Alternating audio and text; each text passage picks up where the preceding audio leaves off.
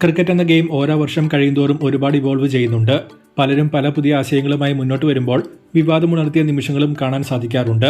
അത്തരത്തിൽ ക്രിക്കറ്റിൽ ബാറ്റുമായി ബന്ധപ്പെട്ട ചില കോൺട്രവേഴ്സികൾ ഉണ്ടായിട്ടുണ്ട്. അതുകൊണ്ട് ക്രിക്കറ്റിലെ കോൺട്രവേഴ്ഷ്യലായ ബാറ്റുകൾ ഏതൊക്കെയെന്ന് നമുക്ക് നോക്കാം. വീഡിയോയിലേക്ക് കടക്കുന്നതിന് മുൻപായി ഇതുപോലുള്ള കൂടുതൽ ക്രിക്കറ്റ് വീഡിയോകൾക്ക് വേണ്ടി ഈ ചാനൽ മറക്കാതെ സബ്സ്ക്രൈബ് ചെയ്യൂ. നമ്പർ 1, തോമസ് വൈറ്റിന്റെ വൈറ്റ് ബ്ലേഡ്. ക്രിക്കറ്റിൽ യാതൊരുവിധ നിയമവും ഇല്ലാതിരുന്ന ഒരു കാലഘട്ടത്തിൽ ക്രിക്കറ്റ് ബാറ്റിന്റെ കാര്യത്തിൽ ഒരു നിയമം ഉണ്ടാകാനിടയായ സംഭവമായിരുന്നു ഇത്.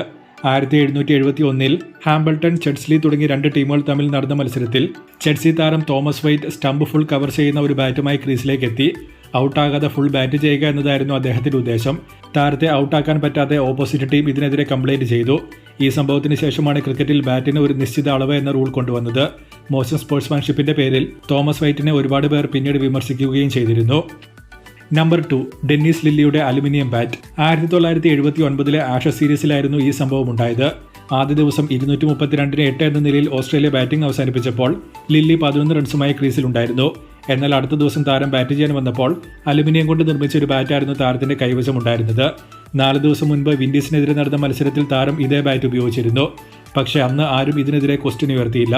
എന്നാൽ ഇംഗ്ലീഷ് ക്യാപ്റ്റൻ മൈക്ക് ബ്രെയർലി ഈ ബാറ്റ് പന്തിൽ ഡാമേജ് ഉണ്ടാക്കുന്നു എന്ന പ്രശ്നം ചൂണ്ടിക്കാണിച്ചതോടെ അമ്പയർ ഇതിൽ ഇടപെട്ടു. ഒടുവിൽ ഓസീസ് ക്യാപ്റ്റൻ ഗ്രെഗ് ചാപ്പൽ തന്നെ സ്വന്തം ഗ്രൗണ്ടിലേക്ക് ഇറങ്ങി വന്ന് ഒരു സാധാരണ ബാറ്റ് ലില്ലിക്ക് കൊടുക്കുകയാണ് ഉണ്ടായത്. ദേഷ്യം വന്ന ലില്ലി അലുമിനിയം ബാറ്റ് വലിച്ചെറിയുന്ന ചിത്രം ഐക്കോണിക് ആയ ഒരു ഇമേജ് കൂടിയായി മാറി. നമ്പർ 3, റിക്കി പോണ്ടിങ്ങിന്റെ കാർബൺ ഗ്രഫൈറ്റ് വില്ലോ. 2004 പാകിസ്ഥാനെതിരെ നടന്ന ടെസ്റ്റ് മത്സരത്തിലായിരുന്നു കുക്കാംപുറിയുടെ കാർബൺ ഗ്രഫൈറ്റ് സ്ട്രൈപ്സ് ഉള്ള ബാറ്റ് റിക്കി പോണ്ടിങ് ഉപയോഗിച്ചത്. സിഡ്നിയിൽ നടന്ന മത്സരത്തിൽ താരം ഡബിൾ സെഞ്ചുറി നേടിയതോടെ ഈ ബാറ്റ് MCCയുടെ നിർദ്ദേശപ്രകാരം ICC ചെക്ക് ചെയ്യാൻ തുടങ്ങി. ശേഷം ഇതിലുള്ള കാർബൺ സ്ട്രൈപ്സ് എക്സ്ട്രാ പവർ ഷോട്ടുകൾക്ക് കൊടുക്കുന്നുണ്ട് എന്ന് ICC കണ്ടെത്തി. ഇതോടെ ഈ ബാറ്റ് ICC നിരോധിക്കുകയാണ് ചെയ്തത്. ഇതോടൊപ്പം കുക്കാംപുറിയുടെ ബീസ്റ്റ്, ജെനേസിസ്, ഹുറിക്കെയിൻ തുടങ്ങി 2 ബാറ്റുകൾ കൂടി കാർബൺ ഗ്രഫൈറ്റ് ഉള്ളതുകൊണ്ട് ICC നിരോധിച്ചു. നമ്പർ 4, മാത്യു ഹെയ്ഡന്റെ മംഗൂസ് ബാറ്റ്. 2010 IPL എഡിഷനിലായിരുന്നു മംഗൂസ് എന്ന പുതിയ ബാറ്റുമായി ഹെയ്ഡൻ കളത്തിൽ വന്നത്. ലോങ് ഹാൻഡിലും വലുപ്പം കുറഞ്ഞ ബോഡിയുമായിരുന്നു ഈ ബാറ്റിന്റെ പ്രത്യേകത. ബാറ്റിന്റെ എല്ലാ ഏരിയയും സ്വീറ്റ് സ്പോട്ട് ആയതുകൊണ്ട് ഒരു ചെറിയ കണക്ഷൻ കൊണ്ടുപോലും പന്ത് ലോങ് ഡിസ്റ്റൻസിലേക്ക് പോകും. അതുകൊണ്ട് തന്നെ പവർ ഹിറ്റിംഗ് ഗെയിമിന് ഈ ബാറ്റ് ബെസ്റ്റ് ആയിരുന്നു. ഡൽഹിക്കെതിരെ നടന്ന മത്സരത്തിൽ 43 പന്തിൽ 93 ഹെയ്ഡൻ ഈ ബാറ്റ് കൊണ്ട് അടിച്ചിരുന്നു. എന്നാൽ ഡിഫൻസ് ഈ ബാറ്റ് കൊണ്ട് പറ്റില്ല എന്നതായിരുന്നു പ്രധാന പ്രശ്നം. റെയ്ന ഇതേ കാരണം കൊണ്ട് തന്നെ മംഗൂസ് ബാറ്റ് ഉപയോഗിച്ചതിനു ശേഷം നോർമൽ ബാറ്റിലേക്ക് മാറുകയും ചെയ്തിരുന്നു. ഈ കാരണം കൊണ്ട് തന്നെ ഈ ബാറ്റ് പിന്നീട് ആരും ഉപയോഗിക്കാതെയായി. നമ്പർ 5, ഗെയിലിന്റെ ഗോൾഡൻ ബാറ്റും റസലിന്റെ ബ്ലാക്ക് ഷൈനിങ് വില്ലോയും. 2016-17 ബിഗ് ബാഷിലായിരുന്നു ഗെയിൽ, റസൽ എന്നിവർ കളേർഡ് ബാറ്റുമായി കളത്തിൽ വന്നത്. ഇൻഫാക്ട് ക്രിസ് ഗെയിലാണ് ആദ്യമായി കളേർഡ് ബാറ്റ് ക്രിക്കറ്റിൽ ഉപയോഗിച്ചതും.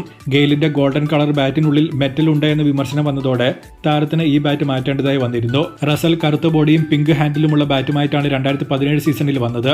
ആദ്യം ക്രിക്കറ്റ് ഓസ്ട്രേലിയ ഇതിന് അനുമതി നൽകിയെങ്കിലും പിന്നീട് അവർ തന്നെ ഈ ബാറ്റ് വിലക്കുകയാണ് ഉണ്ടായത്. ഇതോടെ നോർമൽ ബാറ്റിലേക്ക് താരത്തിന് മാറേണ്ടി വന്നു. Number 6, റക്കീം കോൺവാളിന്റെ 6 kg bat.